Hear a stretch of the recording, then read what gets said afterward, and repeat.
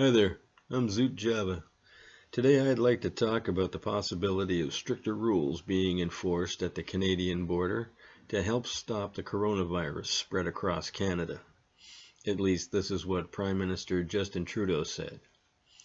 There are now a vast number of people returning home to Canada, with some simply heeding the advice of the government, pointing out that they may not wind up being able to return later as international flights begin cancellations, with countries attempting to avoid greater risks of infection to their population.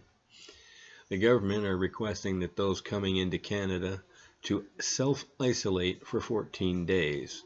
He said that the government will continue to trust our public health officials.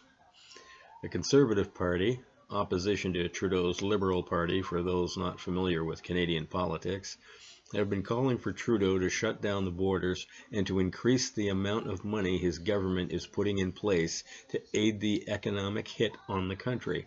The Liberals offered up $1 billion, and Trudeau said that more will be coming.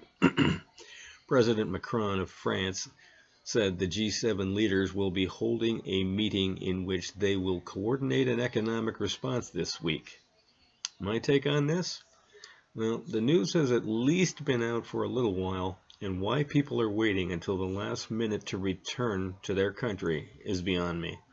They are sliding into home, if you can pardon the vernacular, at the last minute, and complaining about how crowded the airports are. Well, you expected to slide on through? The government is in control, so you should be surprised that you made it in at all. I'm questioning the 14-day self-isolation, however, as I was told that the virus could have an incubation period of up to 28 days, making the 14-day isolation a bit of a crapshoot at best. As I mentioned in a previous video, Trudeau offered up $1 billion with a promise of more to come, while the UK, with about double our population, is putting up a $53 billion package, plus a reduction in property taxes. I'm very curious as to just how much they'll up the ante, and I know for sure they'd rather give everyone the virus instead of giving everyone a tax break here. Trudeau has already dug a massive hole by increasing the national debt by more than any Canadian Prime Minister ever who hasn't had to deal with either a world war or a recession.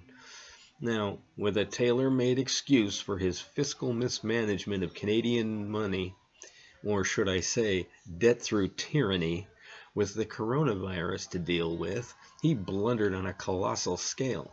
The amount that will be needed to help the country through this could possibly send us into a tsunami of national debt. Had he done anything remotely resembling being a responsible leader, he would have at least made an effort to pay down our debt like he promised to, instead of increasing it through careless spending.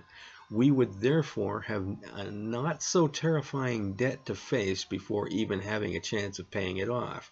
With people being so blind and voting him in for another ghastly term, you'd have thought that they'd realize that if you want a personality, that's usually all you're going to get. We needed somebody a little less flamboyant and a little more boring with an actual work ethic.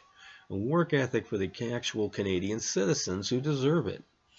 President Macron of France, who is now hated on a huge scale by his own people, has announced this G7 meeting to work on an economical impact.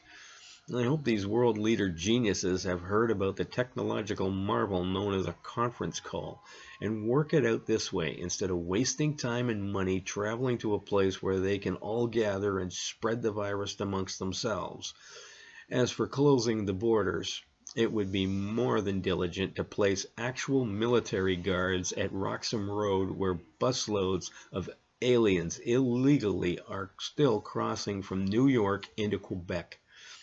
The military guarding the borders would be much better, because what is there now are the punchline to the country's joke known as the RCMP, who are nothing more than bellhops to illegal border crossers, and when a regular citizen would ask these illegals questions to find out what's going on, they are advised by the RCMP not to speak to anyone.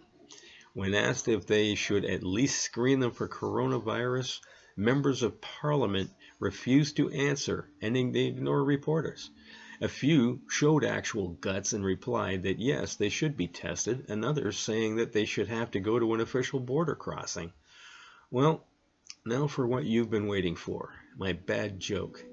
Someone asked an illegal alien at Roxham Road that he heard going to Canada was like going to jail. The alien replied, "Really? How so?" He said, "Once you get in, everything's free. Except the difference is, only real Canadians have to go to jail to get it free."